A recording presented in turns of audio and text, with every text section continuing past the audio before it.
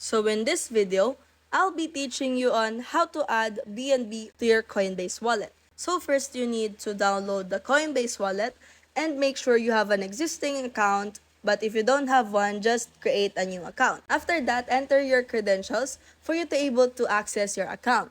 Once you're in, you will see this page. And for you to able to add the BNB right here, you just have to click on the magnifying glass icon which is located at the top right corner. Once you click on that, just simply search for the BNB. And as you can see, there are a lot of options which is the BNB in Ethereum chain and the BNB on the Binance Smart Chain network. So either the two, you could choose any of these. Just click one and click on the watch button located at the top right corner of your screen, and it is now added to your watch list. So for you to able to see or check it, just go home again, and as you can see under the watch list, you just have added the BNB on your Coinbase wallet. So if you find this video helpful, don't forget to smash that like button and subscribe so you never miss a new video.